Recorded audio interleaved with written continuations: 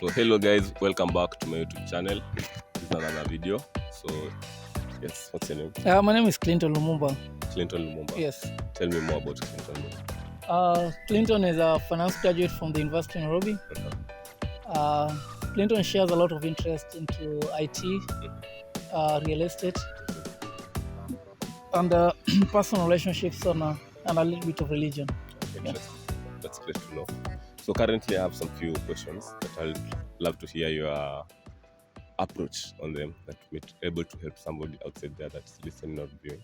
And also to my benefit, also help me out in some idealism. So my first question is, what goal are you working on to achieve? Currently, I have an IT enterprise that I'm trying to set up. So we're trying to tap into the cybersecurity industry. So that is the current goal that I'm currently working on. Yeah. And alongside the goals you have achieved, what other goals have you achieved so far? So far, I can say the biggest breakthrough that I've achieved so far is to be able to bring up and set up the logistics business that I was doing and be able to grow the customer base from 500 to 1,000 customer base within a duration of 4 months. So that was the biggest achievement that I can. Congrats. So alongside, what are some of the challenges that you are experiencing? The biggest challenge that we are facing in the logistics business, measuring in a house and office location, one will be the competition. Because the nature of business, there are a lot of new entrants into the market, and the business scope is not that wide. So there's a lot of limitations when you cannot expand and look into other portfolios of the business venture. So the biggest threat is competition. Yeah. That's the biggest threat. That is the biggest threat. Oh, interesting. And so along this all, what is the lesson that you've picked along? The lesson that I've picked along is we have to learn and do things differently. Because provided we pick the same model that our forefathers used to do business, we are not going to make any change. Yeah, sure. So we have to think unique and customize our products or even maybe services so that they be unique and be able to match the customer targets that we're targeting into. Interesting. So when it comes to this topic of finances, since you studied about finances, so what is the most money that you've touched so far? I handle a revenue of 400,000 per month. So 100,000. yes, 400,000. So that is from the logistics business. So I'm not able to quantify what is the biggest money because the revenue streams. So it's not like it's my personal money, but the revenue streams from the sales and the services that we render. Yeah. So along you are able to get this money. So the pressure that comes with it, how are you able to balance it? I won't say that there's pressure because it's something you have been targeting yourself towards to, and you have seen it grow. So it's not a mind like maybe you'll end up ukokota. Yeah. So when it comes to pressure, I don't say there's any pressure that comes with it because it's something that you have seen yourself grow. You're growing your customer base from handling 100,000 every month from sales. You're able now to do 200. So there's no pressure. It's just elevation that you see. You elevate yourself from one step to the other. So, I won't say there's any pressure that comes with it, unless it was street money. Interesting. So, in your journey of handling money, what are some of the mistakes that you've done in the past that, when you look at it right now, you find that you wasted maybe the money? What are the mistakes that you did? So some of the mistakes that I can see that comes with it is when you try and put your long-term goals to finance the short-term goals, it becomes a mistake because short-term investments should be able to finance the long-term investments. But when you do the reverse, it becomes a terrible mistake because the long-term investments cannot sustain the short-term investments. So it becomes a terrible mistake. Yeah, in terms of revenue, cash flows, you can be able to go bankrupt easily. Oh. Yeah. Do you have something more of an example as to how you used this money and placed it this way and never went out well in your part of real estate using finances? When I started a business venture and I was into government procurement opportunities, and I was paid a colossal sum of around 1.1 million. And then this money, I ended up purchasing a piece of land that was idle, and I also wanted to sustain also my personal lifestyle.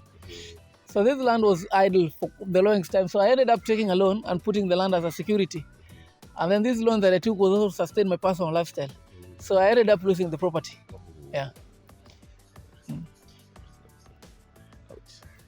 So what lesson can you able to teach people out there based on finance? My personal lesson to finance is one, you should be able to put your lifestyles and be able to maintain them in a way that goes to your financial growth, so that you don't live beyond your means. And two, you should also be able to put a saving scheme. No matter how little you can be able to save, it's very good. So depending on your daily expenditures, you should be able to find on what percentage are you able to save. No matter what little is it, you must be able to find a percentage that you're able to save from whatever day schedule it is. It leads now to your long-term growth. Interesting. So, and in the real estate challenge, what are some of the challenges that you're experiencing in real estate? It's not something that I've really fully gone into, because it's something I've developed my passion for. Because the key to wealth is through ownership. Yeah, sure. So it's in one way or the other, it's somewhere we must end up to, because we also want to own. I'm not an expert in that, but I'll say I'm still studying into the market, and I've not fully ventured into the business portfolio as it is. Yeah. So it's a startup venture that I'm really looking into tapping into. Congrats. That's good. Good. Congrats. So my other question is, are you religious? Like, are you a Christian? Are you a Muslim? Like, where do you fall into? I am a Christian, and I believe in God and in His Son Jesus Christ. Yes. Have you ever an encounter with him? Yes. I've had an encounter. Late last year, I had an accident, and it's something that really almost broke me down. For the longest time, for a period of 6 months, I was walking in crutches. And at some moment, I really faced a very difficult moment, and that was the moment that now I really had the encounter when the doctors told me now my leg, they were going almost to cut it off. And I really think that was a very terrible moment for me, but that was something that I can really say, like, I really had an impact, and that was an encounter for me. Now, currently you're okay? Currently I'm okay, but I still have a metal implant on my leg, so hopefully maybe in another 1 year, I should be able to have it outside my body. May God be with you. And also, what's your favorite Bible verse? Do you have like a verse? I have a favorite Bible verse, and my favorite Bible verse is the aspect now where we are told, "For I know the plans that I created for you, plans to make you great and to make you prosper." Interesting. That's good. So, but to my next question, what is it that men go through that women aren't aware of? It's not easy to be a man. I say it's not easy to be a man. And some of the difficult situations that men go through, one is now the financial headache that comes with it. And then the expectations also getting to match the woman expectation with whatever cash flow you have. Because at the end of the day, women are always be there to be pampered and to be treated. Yeah, sure. So the moment you're not able to meet our financial goals and the expectations, it's a threat to be a man. It's a threat to be a man. It's a threat. It is a threat. Yeah, it's a threat to be a man. Sure. Thank you. So my final question is, what advice would you give to someone that's listening to you? To every youthful man out there, government has got opportunities for us that we can tap into the market. We have the 30% benefactor that has given out to the youth. That is through the government procurement portal.